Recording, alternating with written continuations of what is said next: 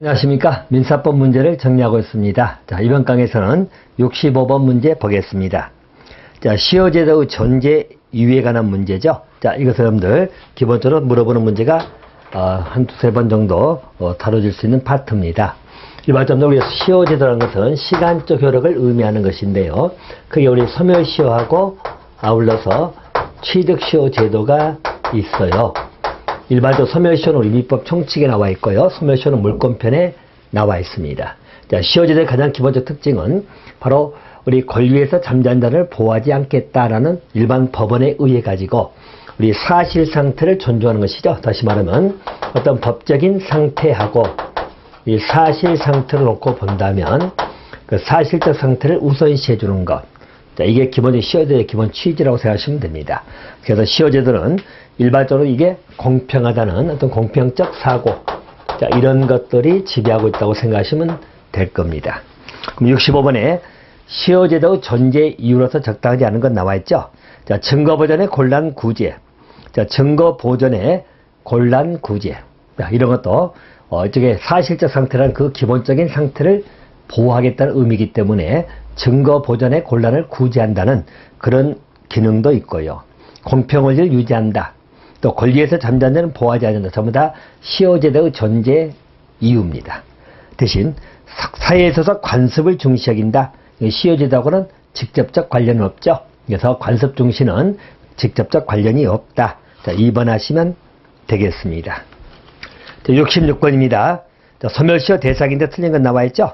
자, 소멸시효 대상은 말 그대로 일정한 권리를 행사하지 않음으로 해서 그 권리를 소멸시킨 것을 의미하기 때문에 소멸시효 대상되는 권리들이 있는데 일반적으로 대표적으로 우리 소유권이라든가 내진 점유권이 있죠. 자, 이런 것들은 일반적으로 소멸시효 대상이 되지를 아니하는 것이죠. 그래서 소유권, 점유권 등은 소멸시효 대상이 되지 않습니다. 주로 상대가 있는 권리가 대상이 되겠죠. 채권은 소멸시효 대상이 됩니다. 자, 3번 점유권은 아니 되죠. 또 가족권, 인격권, 자, 이런 것 전부 다 소멸시효 대상이 되지를 아니합니다. 정답은 3번 하시면 되겠습니다. 69번 문제로 가겠습니다. 자, 물권하고 채권의 차이점인데 가장 틀린 건 나와 있죠. 1번. 자, 물권은 절대권, 그리고 모든 사람에게 주장할 수 있기 때문에 대세권이다 이런 말 쓰거든요. 근데 채권은 상대권이란 말 쓸 것이고 대인권입니다. 이 말은 채권은 모든 사람에게 주장하는 게 아니라 채무자에게만 주장하는 것이죠. 상대적 권리고 대인권이다 이런 말 쓰는 것이에요. 맞고. 2번. 자, 물권은 사람과 물건의 관계를 의미할 것이고 채권은 사람과 사람과의 관계 문제죠. 맞고요. 또 3번. 물권은 배타성이 완전하나 채권은 원칙적으로 배타성이 없다. 물권은 보통 배타적 지배권이라는 말을 쓰잖아요. 그러면 채권은 상대에게 주장할 수 있는, 청구할 수 있는 권리를 의미하기 때문에 배타적 권리라고 보지는 않습니다. 또 4번. 물권의 침해는 불법행위를 구성하지만 채권 침해는 채무 불이행만을 구성한다. 자, 틀렸죠? 자, 채권 침해도 일반 채무 불이행 책임도 있지만 불법행위 책임도 성립합니다. 그래서 4번이 틀렸다. 이렇게 보시면 되겠고요. 자, 70번입니다. 소유권에 관한 설명 중 옳은 것하고 나와 있죠. 1번. 아파트 분양받는 경우 분양대금을 다 납부하면 아파트 소유권을 갖게 된다. 자, 그렇지 않냐죠. 일반적으로 부동산이잖아요. 자, 부동산을 소유권 취득하려면 기본적으로 등기가 돼야 되겠죠. 등기가 돼야 취득하는 것이지 분양대금을 다 납부했다고 해서 취득하는 건 아니다. 1번 틀렸고요. 2번. 단독주택 상속받은 경우는 상속등기를 하지 않아도 그 단독주택은 상속인의 소유권을 갖게 된다. 맞죠? 자, 그래서 일반적으로 우리 민법에 나오는 민법 186조죠. 자, 다시 말하면 우리 법률 행위에 의한 물권 변동입니다. 자, 우리 법률 행위에 의해서 물권 변동이 발생한다. 라고 할 때는 일반적으로 소유권 취득하기 위해서는 등기가 있어야 취득하는 것이죠. 라고 보시면 되겠고요. 반면에 우리 민법 187조 우리 법률 규정에 의한 물권 변동입니다. 등기하지 아니해도 취득합니다. 하지만 처분하기 위해서는 등기가 필요하다. 그래서 등기를 대항요건으로 보는 것이죠. 일반적으로 민법 108조에 나오는 이 내용은 보통 상속이라든지 또는 공용징수 그죠? 또는 판결, 또는 경매, 자, 이런 것들에 의한 겁니다. 이런 것들은 등기하지 않아도 취득한다. 하지만 처분하기 위해선 등기를 해야 된다. 이렇게 나와 있죠. 자, 그래서 2번 상속이잖아요. 등기하지 않아도 취득한다. 2번은 맞았습니다. 또 3번 승용차를 구입할 때 대금을 납부하고 열세 받으면 소유권 갖는 게 아니라 우리 자동차 같은 경우는 등록해야 되겠죠. 그래서 등록이 필요합니다. 또 4번은 토지를 인도를 재판에 승소했다 나와 있죠. 패소한 사람으로부터 등기를 이전받아야 소유권 갖게 된다. 자, 우리 재판 판결이죠. 판결에 의한 것들도 바로 이제 등기하지 않아도 권리는 취득한다. 이렇게 봐야 되겠죠. 자, 그래서 70번에 옳은 것은 2번을 답하시면 될 것 같습니다. 자, 그렇게 보시고요. 바로 76번으로 가겠습니다. 자, 물건의 종류, 개념을 물어보는 문제죠. 76번. 시계 수리업자 A는 B가 수리한 시계를 수리했는데 B가 수리비를 주지 않기 때문에 시계를 돌려주지 않는다. 일종의 이제 동산에 대해서 유치권을 행사하는 것이라고 보시면 되겠죠. 그래서 유치권은 우리 법정 담보물권인데요. 동산에 대해서 인정이 되는 것이죠. 자, 그래서 유치권이라고 보시면 되겠습니다. 자, 77번입니다. 민법상 물권에 관한 설명 중 옳지 않은 것 나와 있죠. 1번. 토지의 질권을 설정할 수 있다. 여러분 틀렸죠?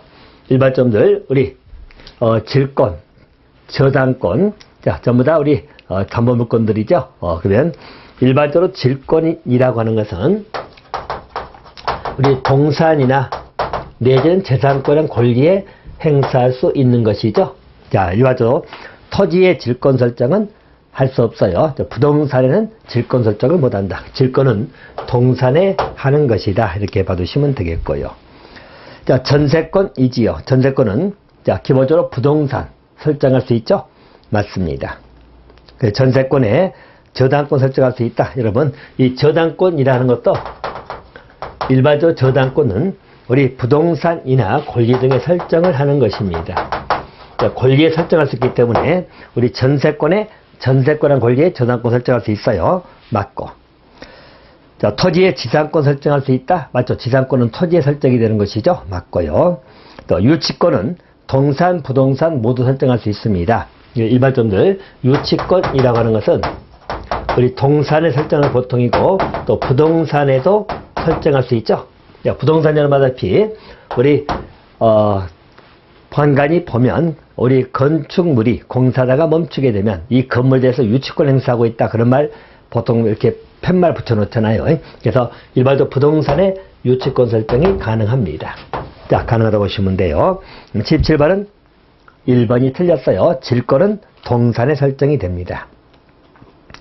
자, 79번으로 가겠습니다. 다음 중 강행법규적 성질이 가장 약하고 사적 자치 또는 계약 자유원칙이 가장 강하게 지배된 영역은 하고 물어봤죠. 보통 사적 자치나 계약 자유원칙은 우리 계약법에서 가장 강하게 작용이 된다. 그렇게 봐야 되겠죠. 정답은 2번입니다. 자, 81번입니다. 보증채무에 관한 기술로 틀린 건 나와 있죠. 자, 일반점들 주된 채무가 소멸하면 보증채무도 소멸합니다. 그래서 우리 보증채무 갖고 있는 가장 기본적인 특징 중에 한 가지죠. 자, 보증채무는 보증성을 띠고 있죠. 자, 시끄러워. 우리 부정성이라고 하죠. 자, 부정성을 가지고 있다. 자, 부정성이라는 것은 기본적 보증채무의 존재, 이게 주채무에 딸려간다는 이야기죠. 주채무가 발생하면서 보증채무도 발생할 것이고 주채무가 소멸하면 보증채무도 같이 소멸한다 라고 보시면 되겠고, 또 보증채무는 보충성입니다. 자, 보충성이란 말의 의미는 기본적으로 주채무를 먼저 청구해라. 자, 주채무에서 이행이 안 될 때 보증채무가 기본적 효력을 발생하는 거죠. 그래서 우리가 보충성이다 이런 말 쓰는 것이에요. 자, 틀린 거 1번. 주된 채무가 소멸하면 보증채무 소멸한다. 맞죠? 2번. 주된 채무가 이행되지 아니할 때 비로소 이행할 의무가 있다. 보충성이죠. 주채무가 이행되지 아니했을 때 보증채무에 이행할 수 있다라고 하는 것은 보충성. 주채무가 먼저 가는 것이죠. 그래서 2번도 맞았고요. 또 3번. 보증인은 채권자가 주채무자에게 먼저 청구할 것을 요구할 수 있죠. 그래서 항변할 수 있다. 맞고요. 또 4번. 채권자는 채무자와 보증인 중 임의로 선택해서 전부 이행을 청구할 수 있다. 4번 틀린 게 채권자가 보증채무에게 즉 보증인에게 청구할 때는 주채무의 이행이 없는 경우에 한정해서 보증인에게 청구할 수 있어요. 주채무의 이행이 없는 경우에 한정해서 청구할 수 있는 것이지 채권자가 임의대로 선택해서 청구할 수 있는 건 아니다. 이렇게 보시면 되겠죠. 그래서 4번이 틀렸다고 보시면 될 것 같습니다. 자, 83번입니다. 채권의 발생 원인하고 연결이 틀린 건 나와 있죠. 채권 발생 원인입니다. 자, 증여 나오죠. 자, 증여는 당사자 1방이 반대급부 없이 재산을 상대방이 준다는 의사를 표시하고 그 상대방이 그 승낙하면 성립하는 계약이 있죠. 그래서 증여는 1방이 반대급부 없이 재산을 주겠다는 이야기죠. 상대가 승낙하면 성립하는 것이 증여 맞고요. 자, 매매는 1방이 재산권 이전을 약정하고 타방이 대금 지급을 약정함으로 성립하는 것이 매매계약. 또 교환은 재산권 상호 이전이죠. 교환에 관해서는 금전 이외의 재산권을 상호 이전할 것을 약정으로 성립하는 게 교환이고요. 자, 소비대차 나오죠. 자, 4번의 소비대차가 당사자 1방이 상대방에게 무상으로 사용수익하게 한다. 그리고 목적물 인도한다. 사용수익하기 위해서 목적물 인도하는 것은 일종의 사용대차이지요. 자, 소비대차는 여러분들 금전 같은 것을 상대방이 이전하고 상대방은 동종의 물건, 같은 금전으로 반환할 것을 약정하는 것. 우리 흔히 얘기해서 돈을 빌리는 차용계약 같은 것을 소비대차 생각하시면 됩니다. 자, 그래서 4번 틀린 게 4번은 사용대차 개념이에요. 우리가 일방으로 무상으로 사용수익하고 목적물을 인도한다. 그리고 나중에 반환해라 라고 하는 것은 사용대차를 의미합니다. 정답은 4번이 틀렸다고 보시면 되겠습니다. 자, 86번으로 가겠습니다. 자, 우리 민법상 전형계약 보통 15가지 종류가 있죠. 전형계약인데 해당되는 걸 물어보는 문제이고요. 자, 이것도 과거에 2번 정도 기출된 지문이기도 하죠. 자, 전형계약의 종류가 아닌 것, 의료계약이나 중개계약, 진료계약 같은 것은 우리 전형계약에 나와 있지 아니하죠.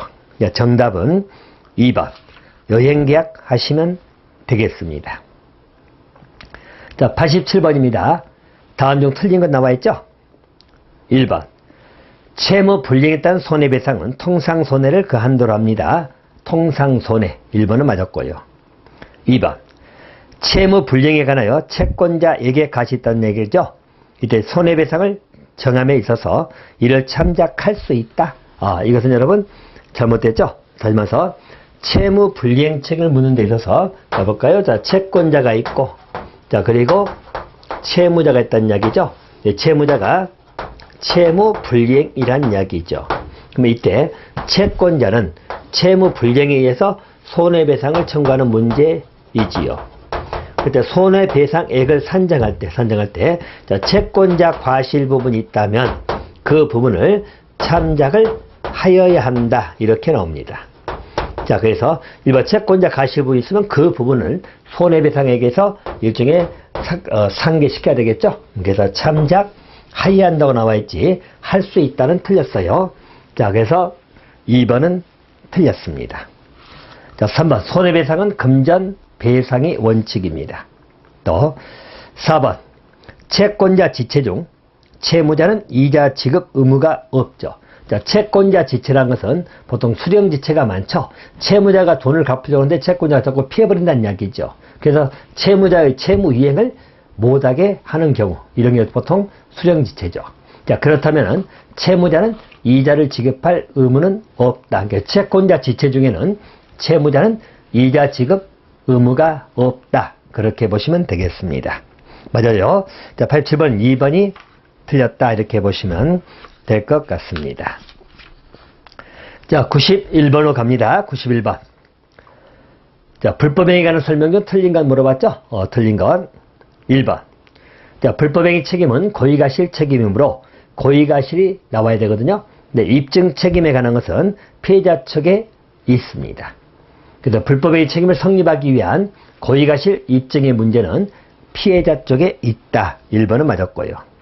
2번. 자, 미성년자 책임 능력이 항상 부정되는 건 아니죠. 자, 미성년자도 불법에 대한 손배 책임을 지는 경우가 있어요. 알겠죠? 그래서 일반적으로 책임을 변제할 능력이 있다 할 때는 책임을 지는 것입니다. 항상 부정되는 건 아니다. 맞고요. 또 3번. 불법행위 시 위법하지만 손해가 발생하지 않을 때도 명목상 손해배상을 해야 된다. 자, 3번은 틀렸죠. 보통 여러분들 우리 불법에 대한 손배청구에 성립하기 위해서 필요한 요건들이죠. 자, 우리 불법에 대한 손배청구에 성립하기 위해서는 기본적으로 우리 가해자 쪽에서 가해자의 바로 뭐죠? 불법행위를 한 가해자의 책임 능력이 있어야 되겠죠. 책임 능력이 있어야 될 것이고, 자, 또 한 가지는 우리 불법행위로 위법행위가 있어야 되겠죠. 위법성이 존재될 것이고, 또 우리 가해자의 일반적인 고의가실 요건이 있어야 되겠죠. 고의가실 요건이 있어야 된다. 자, 또 중요한 것은 재산상 손해, 즉 일종의 가해행위로 따른 손해가 발생이 돼야 됩니다. 물론 이제 손해 발생에 관련된 것은 재산상이든 정신상 손해도 포함이 되는 것이에요. 그리고 또 중요한 것은 이 손해가 가해행위하고 인과성이 존재해야 됩니다. 그죠? 그래서 일반적인 인과성이 있어야 된다. 인과관계가 존재해야 돼요. 원인과 결과관계가 있어야 된다. 이렇게 보시면 됩니다. 그래서 우리 불법의 손배책임이 성립하기 필요한 요건은 기본적으로 손해 발생이 있어야 된다. 손해가 발생하지 않을 때도 책임지는 것은 잘못됐죠? 3번은 틀렸습니다.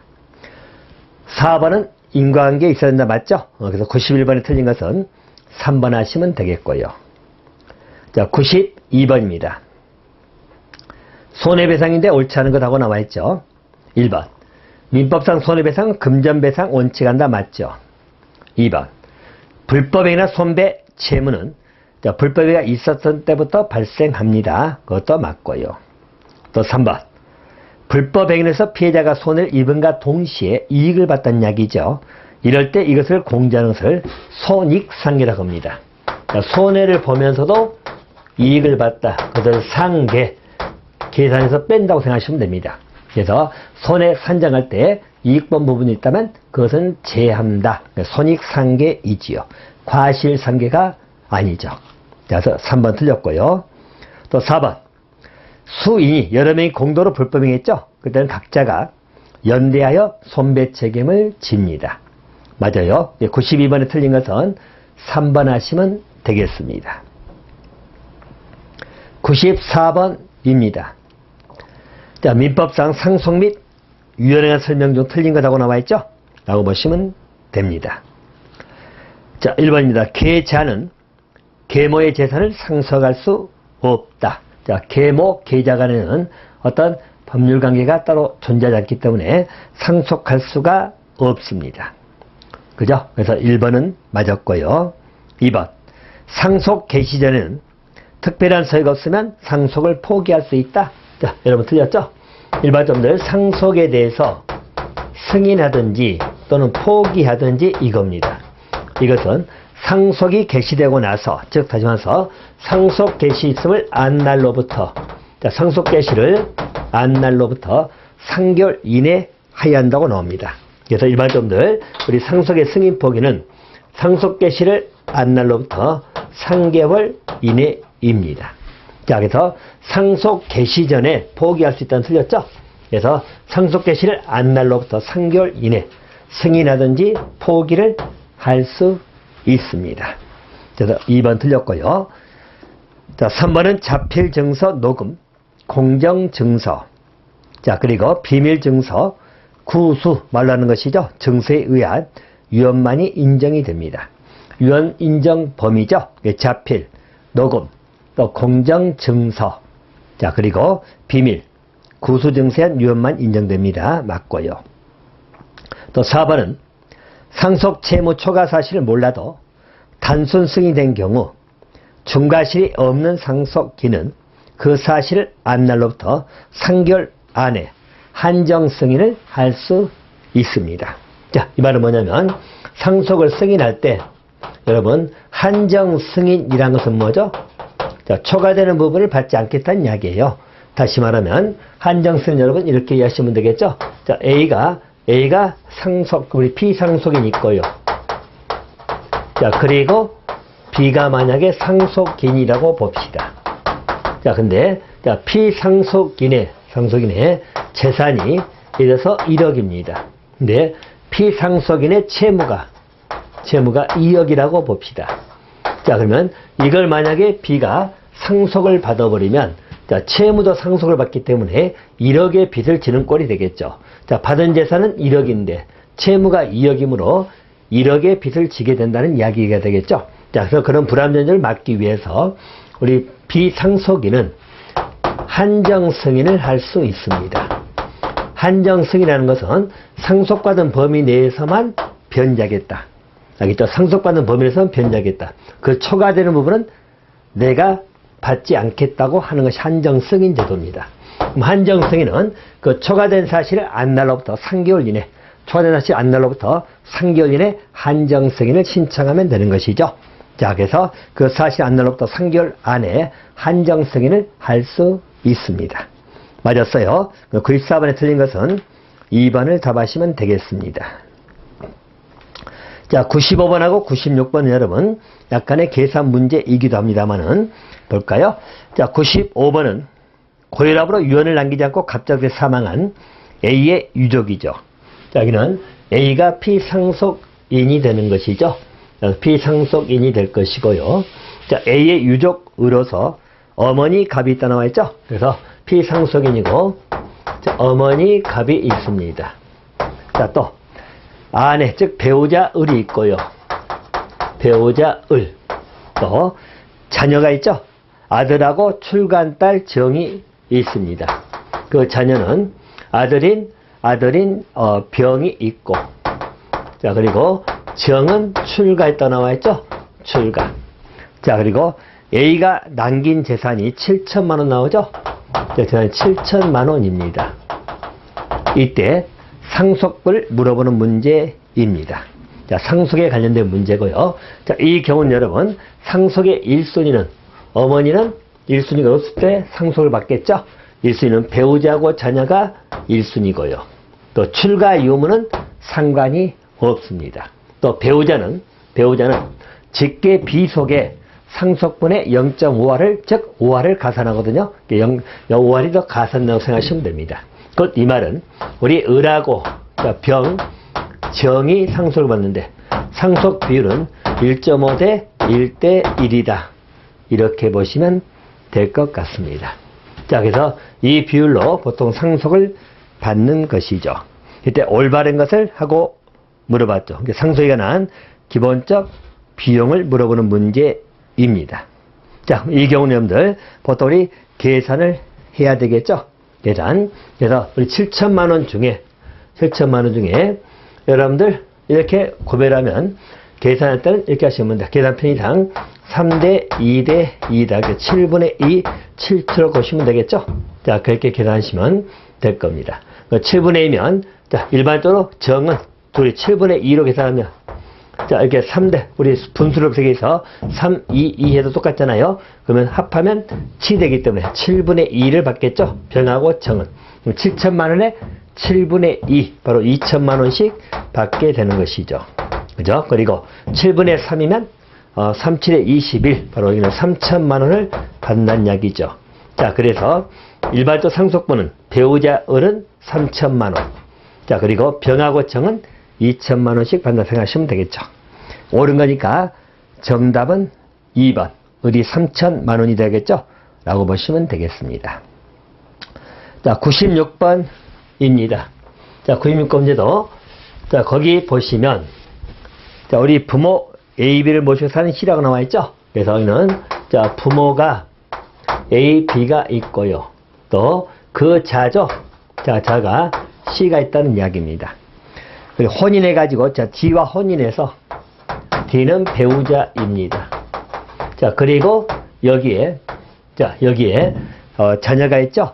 아들 E하고 딸 F로 나와 있죠? 자녀는, 자, E하고 F가 있다는 이야기입니다. 자녀가 있고, 이게 직계 비속이 되겠죠. 자, 어느 날 교통사고 C가 사망했다 나오네요. 자, C가 사망을 했습니다. 자, 그리고 그 A는, A죠? A가 3억 5천만 원에서 재산을 남기고 사망했다 나와있죠? A 재산이 3억 5천만 원입니다. 근데 사망을 했다는 이야기죠. 자, 이때 상속인들에게 기록되는 법적 상속문으로서 옳은 것하고 물어봅니다. 법정 상속분이지요. 자, 이 경우는 여러분, 자, A의 재산은 자, 우리 배우자하고 아들에게 상속이 되겠죠. 비율은 1.5대 1입니다. 자, 그래서 일반적으로 A의 재산의 상속은 자, 배우자 B, 자, 그리고 자녀죠. 직계 비속인 C입니다. 상속이 되는데 비율은 1.5대 1이 되겠죠. 자, 그럼 1.5대 1입니다.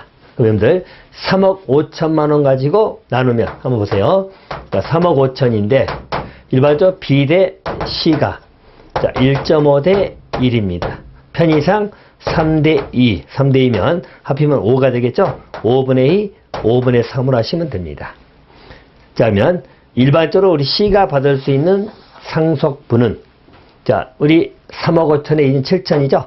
그래서 5로 나누면 자, 5, 1은 4, 5, 4, 20, 1억 4천이 되는 것이죠. 그래서 C는 1억 4천만 원을 받는 것이고, 자, 이쪽은 얼마겠죠, 이제? 5분의 3이니까 해버리면 2억 1천만 원이 되는 것입니다. 그러면 C가 받을 부분이 1억 4천만 원이 됩니다. 그런데 C는 사망했기 때문에 대습상속을 하는 것이죠. 대습상속을 하게 되면 역시 1억 4천만 원에 관해 가지고 이제 여기 이쪽에서 둘이 상속을 받겠죠. 여러분들 보세요. 자, 우리 C가 받을 수 있는 상속분이 1억 4천만 원이 되는 것입니다. 여기에 대해서 자, 배우자 D, 자, 그리고 또 우리 E하고 F입니다. 똑같이 1.5대 1대 1입니다. 이렇게 상속이 되겠죠. 자, 그러면 편의상 또 3대 2대 2로 하시면 되겠죠. 그러면 이게 점이 없어지니까요. 그럼 합하면 7이기 때문에 7분의 3, 7분의 2, 7분의 2 이렇게 하시면 됩니다. 그럼 1억 4천만 원에 7분의 2, 그러면 1을 거면 2억 8천이죠. 7을 하면 4, 7에 28, 4천만 원이 되겠죠. 자, 이쪽도 4천만 원이 됩니다. 이렇게 보시면 되고, 그럼 배우자는 6천만 원이 되겠죠. 6천만 원. 자, 이렇게 계산이 나오겠죠. 이렇게 하시면 됩니다. 자, 옳은 것하고 물어봤죠. 자, B는 2억 천이다. 자, B는 2억 천이다. 자, 1번은 맞았네요. 자, D는 1억 4천이다. 자, D는 여러분 6천만 원을 받게 돼요. 6천만 원. 또 E는 8천, E는 4천만 원. F는 4천만 원. 다 틀렸죠? 그래서 자, B는 2억 1천만 원 받는다는 이야기죠. 자, 정답은 1번 하시면 되겠습니다. 자, 이렇게 계산을 하시면 되겠고요. 어려운 98번 문제입니다. 자, 민법상 경비계약이 나오죠? 경비계약입니다. 자, 옳은 것하고 물어보네요. 옳은 것. 자, 1번입니다. 경비계약은 위임계약이 아니고 도급계약이죠? 1번 틀렸고요. 2번. 경비업자는 계약상 채무를 자기 재산과 동일한 주의가 아니라 선량한 관리자로서 주의의무를 가지고 있는 것이죠. 2번도 틀렸고. 또 3번. 고객은 경비계약상 채무가 이행되지 않으면 강제 이행을 청구할 수 있습니다. 틀렸고요. 자, 4번. 경비원이 경비 업무를 하면서 타인에게 손해가 있다 나와 있죠? 이때 경비업자는 책임을 져야 된다. 자, 4번이 맞았죠. 경비원이 손해가 치게 되면 경비업자는 사용자 책임을 지는 것이죠. 4번이 맞았고요. 자, 99번입니다. A 주식회사는 B 경비회사하고 경비 업무에 관한 도급계약을 체했다 나와 있죠. 다시 말하면 자, A 회사입니다. 자, 그리고 일반적으로 B 경비회사 나오죠. 자, B 경비회사입니다. 양자 간에 기본적인 도급계약, 경비업에 관한 경비계약을 체결했다는 이야기죠. 체결했고요. 자, 비경비사 경비원 갑이죠. 자, 경비회사의 갑은 경비원입니다. 여기는 양자간의 고용계약이 체결되어 있겠죠. 이렇게 보시고, 보험회사에 가입된 경비 차량을 주차시키던 중 동료 경비원 을을 다치겠다 나와 있죠. 그래서 경비원이 을을 부상을 시켰다는 이야기다. 자, 그리고 이때 보험회사가 했다는 이야기죠. 보험에 가입한 차량으로 부상을 입혔다. 그럼 을은 피해자가 되겠죠. 자, 피해자가 되는 것이죠. 이때 손해배상을 청구할 수 있는 대상이 아닌 것하고 물어봤죠. 자, 손해배상을 청구할 대상이 아닌 것. 일반적으로 행위자는 여러분 갑경비원이죠. 자, 그 경비원 행위자에게 배상을 청구할 수 있다. 그죠? 피해자는 배상 청구를 할 수 있고요. 또 비경비회사는 사용자죠. 사용자이기 때문에 사용자 책임을 청구할 수도 있다. 그렇게 보시면 되겠고요. 아울러서 또 우리 보험회사 있죠. 일반적으로 경비업자가 보험회사하고 이 차량에 대해서 배상 책임보험을 들었다는 이야기죠. 그러면 그런 보험회사에게도 청구할 수 있다. 자, 반면에 A 회사는 전혀 상관이 없죠. 을이 청구할 이유가 없겠죠. 그래서 A 주식회사는 피해자가 배상 청구할 대상이 아니란 이야기죠. 이렇게 봐두시면 돼요. 정답은 1번이 답입니다. 자, 100번입니다. 경비조사 갑은 야간 경비를 쓰던 중 벤치에 앉아있던 을의 발을 실수로 밟아서 을의 발가락이 부러졌다 나와 있죠. 이 사고로 을은 전치 6주 치료를 받아 상처를 입게 되었다. 각각 을의 법률 강의에 틀린 건 나와 있죠. 1번 갑은 을에게 통상 손해에서 배상 책임해주면 되겠죠. 맞았고. 2번 을이 특별한 사정에 의한 손해배상을 요구할 경우 갑이 그런 특별한 사정을 알았거나 알 수 있었을 경우에 하나여 배상 책임을 진다는 이야기죠. 이 말은 통상적으로 발을 밟아서 발가락이 부러질 일이 없는데 을의 발가락이 굉장히 현재 아파 있는 상태다. 조금만 건드리면 부러질 수 있는 특별한 사정이 있다고 본다면 그것은 예측할 수 없는 부분이죠. 우리가 보통 부딪혔는데 팔이 부러졌다. 일상적으로 부딪힌 게 아니라 그냥 부딪혔는데 팔이 부러졌다면 그 특별한 사정을 모른다면 배상 책임 지기는 어렵다는 이야기죠. 네, 그런 특별한 사정을 알았다. 부딪히기만 해도 팔이 부러질 걸 알았다고 한다면 그때는 배상 책임을 진다. 2번 맞았고요. 3번 을에게 가시 있을 경우에 참작 여부는 법원에 재량에 따른다. 자, 중에는 피해자죠. 피해자 을에게 과실이 있다면 그것은 당연히 참작을 하여야 한다. 이렇게 나오죠. 그래서 3번은 틀렸습니다.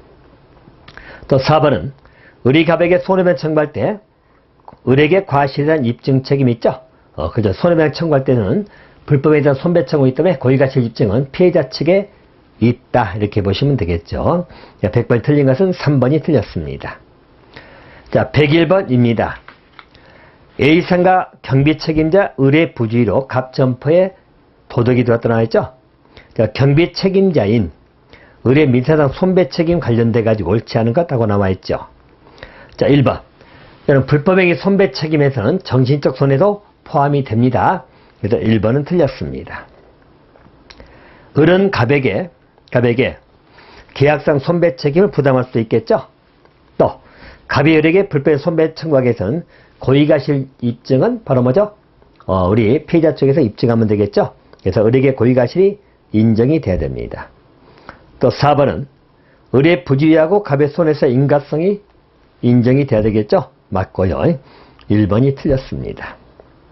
자, 102번입니다. 손배 책임인데 틀린 거. 1번 A 경력지 직원인 갑이 순찰 중 을을 강도로 오인해서 구타해가지고 전치 6주 상해를 입었다 나와 있죠. 자, 갑은 손배 책임을 부담해야 되겠죠. 맞고요. 2번 이 사례에서 A 경비업체는 갑의 선임감독상 상당한 주의를 기울였거나 또 주의에도 손해가 발생하는 사실을 입증하지 못한다면 사용자 책임을 부담합니다. 또 3번 우리 판례는 갑의 선임과 감독에 상당한 주의를 기울였다는 사실의 입증 증명 책임을 A 경비업체에게 부담시키고 있기 때문에 이에 관한 사업자 주장을 폭넓게 인정하고 있다. 자, 이 말씀들 그 사업자 사용자 쪽 주장을 폭넓게 인정하는 건 아니죠. 다시 말하면 우리 판례는 사용자의 면책 내용입니다. 자, 사용자가 선임 감독을 제대로 했다. 또 제대로 했음에도 불구하고 사고가 발생했다는 것을 입증한다는 이야기죠. 이 사용자 면책에 관련된 쪽이죠. 여기에 대해서 우리 판례는 보통 부정적으로 봅니다. 이 말은 사용자의 면책 범위를 좀 좁게 보는 게 판례 태도라고 생각하시면 됩니다. 근데 3번에 폭넓게 인정한다는 말은 잘못됐다고 생각하시면 되겠죠. 틀렸고요. 또 4번. 이 경우 피해자 을은 A 경비업체를 상대로 또는 경비원인 갑을 상대로 손해배상 청구할 수 있죠. 자, 만약에 A 경비업체 손해배상을 받으면 갑을 상대로 손배상 청구를 할 수 없게 된다. 그렇죠? 양쪽으로 청구해가지고 다 받는 게 아니고 어느 쪽이든 손해액을 받게 되면 피해자는 끝나는 것이죠. 그래서 경비업체도 받으면 경비원에게는 청구할 수 없고 경비업체가 경비원에게 구상하는 문제가 남겠죠. 자, 틀린 것은 3번이 답입니다. 자, 103번입니다. 경비계약 위반인데 옳은 것을 모두 골라라 이렇게 나와있죠. 자, 기억입니다. 경비원이 예정대로 모집되지 않았다. 그래서 경비를 개시하지 않는 경우 이행지체죠. 또 니은 경비 개시 전에 경비업체가 도산해오는 이행 불능 상태에 빠지는 것이겠죠. 또 디귿 경비계약 정한 인원수보다 적은 수 경비원을 파견하여 경비한 경우는 불안전 이행에 들어갑니다. 맞고요. 이을 경비원이 경비 중 고객의 금고 현금을 결제했죠. 적극적 채권 침해다. 틀렸죠? 보통 적극적 채권 침해라는 것은 여러분 우리 채무 불이행 책임을 의미하는 겁니다. 적극적인 채권 침해라는 것은 보통 채무 불이행을 의미하는 것이고 채무 불이행 형태 여러분들 뭐 이행 지체가 있거나 또는 이행 불능이 있거나 또는 불안전 이행 이런 것을 적극적 채권 침해라는 것이고요. 닐 같은 사례는 경비원이 고객의 금고를 결제하는 것은 이것은 불법행위 책임이 되는 것이죠. 불법행위 책임이 되기 때문에 일반적으로 적극적 채권 침해에 해당한다면 틀렸다는 이야기예요. 적극적인 채권 침해는 채무 불이행 책임을 의미한다고 생각하시면 되겠죠. 니은은 잘못됐고요. 옳은 것은 기억, 니은, 디귿 이렇게 보시면 되겠습니다. 자, 104번입니다. 104번. 자, 민사소송인데 옳은 것. 1번. 영업 정지 처분을 다투는 것은 행정소송이죠. 처분을 다투는 것은 행정소송의 대상이 되는 것이죠. 2번. 화해는 당사자 간의 상호 양보를 통해서 분쟁 해결한 절차. 2번은 맞았고요. 또 3번. 중재는 법관의 판단. 여러분 중재인이라는 것은 중재인이 판단하는 것인데 중재 자체는 법원의 판결에 의하지 않냐고 이제 사인인 중재인을 두는 것이죠. 자, 그래서 중재인의 판단에 불복하는 것을 목적하는 것이 중재입니다. 법관의 판단 복종이 아니고 중재인의 판단입니다. 또 4번은 원고 피고 대립관계 존재하셔서 민사소송 성립할 수 있다. 소송은 그 자체가 대립관계죠. 대립관계. 원고 피고가 원고는 공격, 피고는 방어. 서로 대립관계에 있는 당사자 간의 분쟁을 해결하고자 하는 것이 바로 소송입니다. 4번도 틀렸고 옳은 것은 2번 하시면 되겠습니다. 자, 108번입니다. 자, 법관의 제척, 기피, 회피에 관련된 문제이지요. 자, 일반점들 우리 법관에 대해서 자, 일반적으로 제척 제도가 있다. 또 기피 제도가 있다. 회피 제도가 있습니다. 자, 그래서 일반적으로 우리 재판의 공정성을 확보하자는 것이죠. 공정성 확보를 위한 것입니다. 자, 그래서 제척은 보통 법정 사유입니다. 자, 법에 정한 사유에 해당하면 판단을 못하게 하는 것이죠. 자, 그래서 일반적으로 판단을 못하는 것이 우리 보통 제척. 자, 기피는 기피 신청을 하는 것이죠. 그래서 결정을 받아서 배제시키는 거. 그래서 전부 다 직무 배제라고 생각하시면 돼요. 배제. 회피는 스스로 하는 거죠. 자발적입니다. 스스로 그만두겠다는 것이고 역시 결정을 거쳐서 배제가 되는 것이죠. 그래서 자, 우리 제척 사유가 있다는 것은 말 그대로 법관하고 아울러서 원고든 피고든 당사자 간에 예를 들어서 배우자 관계라든지 또는 직계 좀비적 관계라든지 이래버리면 공정한 판단 못하겠죠. 그래서 그 직무에서 배제되는 거. 기피는 신청을 통해서 결정을 나오면 배제되는 것. 회피는 법관 스스로 자발적으로 그만두겠다는 것이고, 그래서 법원의 결정을 받아가지고, 즉 법원의 결정받아서 직무 배제되는 것을 말합니다. 자, 틀린 거 나왔는데 3번이 틀렸죠? 자, 법관 회피는 당사자만 시작할 수 있는 게 아니라 우리 법관 스스로 그만두는 것을 회피라고 생각하시면 되겠습니다. 자, 그래서 3번이 정답이 되겠어요. 자, 116번으로 가겠습니다. 116번. 우리 판결 종류가 나와 있죠? 자, 판결 종류에 관련된 문제입니다. 틀린 거. 1번. 자, 원고 청구권을 인정하고 피고에게 이행을 명했을 이행 판결 맞고요. 2번. 존재 부존재를 확정한 것을 확인 판결 맞고요. 3번. 전국 판결은 신급을 종결시키는 판결이죠? 맞고요. 자, 4번 틀린 게 이유가 없다고 배척하면 기각, 이유가 있으면 인용이죠. 각하 판결은 요건 부적법에서 아예 본안 심리를 안 하는 것을 각하라고 하는 것이에요. 자, 4번이 틀렸습니다. 자, 118번이죠. 자백으로 간접성 요구가 아닌 건 나와 있죠? 자, 상대방 주장에서 명백히 다투지 않으면 자백. 2번. 상대방 주장 사실을 알지 못한다고 진술한다는 것은 다투겠다는 의미죠? 그건 자백이 아니죠. 2번이 답입니다. 자, 출석하지 아니하거나 답변을 제출하는 것을 자백으로 간주한다는 이야기예요. 이렇게 보시면 되겠고요. 자, 121번으로 가겠습니다. 제한 능력자 법률행위인데 옳지 않은 것. 1번. 피성년 후견인이 동의 얻어서 재산상 법률 유예하다. 여러분들, 피성년 후견인은 원칙적으로 단독으로 법률행위 할 수가 없어요. 그래서 동의를 얻었다 하더라도 취소할 수가 있어요. 동의 유무와 상관없이 피성년 후견이라는 것은 원칙적으로 취소할 수 있다. 이렇게 봐야 되겠죠? 1번 틀렸습니다. 2번. 법정대에 대한 피한자 후견의 재산상 법률 유예하겠죠? 맞고요. 또 처분을 허락한 재산 미성년자가 단독 처분할 수 있어요. 맞고. 또 3번. 제한 능력자가 속임수로 자기를 능력자로 믿게 했다. 사수를 썼죠? 이럴 때는 취소권이 제한되죠? 취소할 수 없다. 맞습니다. 1번이 틀렸고요. 자, 122번입니다. 보증채무도 옳지 않은 것. 1번. 주채무가 소멸한 보증채무도 소멸한다. 부정성이죠? 2번. 주채무가 이행될 때 비로소 이행하게 된다. 보충성이죠? 3번. 채무를 변제한 보증인은 선의의 주채무에 대해서는 구상권을 행사하지 못한다. 자, 여러분. 보증인은 주채무자가 선이든 악이든 상관없이 구상권 행사할 수 있어요. 그냥 보증인이 채무를 변제했는데 주채무자에게 구상권 행사 못하면 아니 되겠죠? 그래서 선이 악이 상관없이 구상권을 행사할 수 있다. 그렇게 봐야 되겠죠.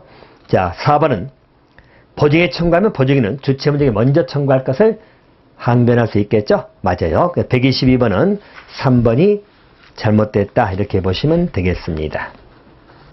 자, 123번이죠. 옳지 않은 건 나와 있죠? 경비업자가 경비계약을 체결할 때 상대방은 경비장 시설의 소유자 또는 관리자가 되겠죠? 맞고요. 경비업자는 선량한 관리자 주임은 맞고요. 또 3번. 보수는 시기약정에서는 관습이 하고 관습이 없으면 업무 종료 후 지체없이 지급한다. 맞습니다. 4번. 경비 업무 도급인이 파산했죠? 경비업자는 경비계약을 해지하고 경비 업무 도급인에게 손해배상을 청구할 수 있다. 자, 여러분들, 도급인이 파산하게 되면 바로 손해배상을 청구하는 것이 아니라 파산재단의 배당을 받아야 되겠죠? 그래서 거기에 가입해야 됩니다. 파산하게 되면 그 재산은 파산재단으로 들어가기 때문에 손해배상을 청구하는 것이 아니라 파산재단에 배당 가입을 한다. 손해배상을 청구할 수 없다. 그렇게 받으시면 될 것 같습니다. 따로 126번으로 가겠습니다. 126번. 경비업체 갑하고 상가 건물의 건물주 을이 경비계약을 체결했다 나와 있죠? 경비계약을 체결했습니다. 경비원 A가 오토바이를 타고 순찰 도중에 부주의로 행인 B를 치어서 상해 입혔죠? 자, 그래서 일반점들 경비업체. 자, 갑은 경비업체입니다. 자, 그리고 건물주 을이 나오죠? 자, 건물주 을입니다. 자, 양자가 경비계약을 체결했다는 이야기죠? 경비계약을 체결했고요. 자, 그리고 우리 경비업체 경비원 A죠. 자, 경비원입니다. A가 일반적 행인 B를 상해를 입혔죠. 상해 피해자입니다. 그리고 상가 건물에 화단이 훼손됐죠. 그걸로 인해서 화단이 훼손이 됐습니다. 여기에 관련된 문제이지요. 이제 각각 A 책임에 관해서 옳지 않은 것. 자, 갑하고 A 책임을 물은 문제죠. 1번. 자, A는 을에게 채무 불이행에 처한 손배 책임을 부담한다. 자, 여러분들 A가 을에게 손배 책임을 부담한다? 이건 아니죠. 자, 우리 손해배상 책임은 갑하고 을 사이에 발생하는 것이죠. 그래서 채무 불이행 책임은 갑하고 을 사이에 채무 불이행 책임이 발생하는 것입니다. 그래서 A가 책임을 지는 건 아니죠. 이렇게 보시고요. 1번은 틀렸습니다. 자, 그리고 이 상해 부분이죠. 우리 비상해한 부분을 보시면 B는 피해자잖아요. 이 경우 일반적 불법에 성립한다면 갑은 사용자 책임을 지겠죠. 그래서 일반적 A는 우리 불법에 있다는 손배 책임을 질 것이고, 그죠? 불법에 있다는 손배 책임이 발생하겠죠. 또 반면에 경비업체 갑은 사용자 책임이 발생한다. 이렇게 보시면 되겠고요. 대신 화단 훼손에 관련된 문제이지요. 자, 화단 훼손은 일반적으로 이 부분은 갑이 우리 불완전 이행, 다시 말하면 채무 불이행 책임을 지는 것이죠. 채무 불이행에 따른 손배 책임을 지는 것입니다. 알겠죠? 그래서 화단 훼손 부분은 바로 갑이 부담해야 될 문제로 보시면 되겠다. 자, 그럼 1번은 여러분, A는 을에게 배상 책임을 지는 건 아니에요. 진다면 갑이 배상 책임을 부담한다. 이렇게 보시면 되겠죠. 자, 126번은 1번이 잘못됐다. 이렇게 보시면 될 것 같습니다. 자, 여기까지 민사법 문제를 마무리 짓도록 하겠습니다.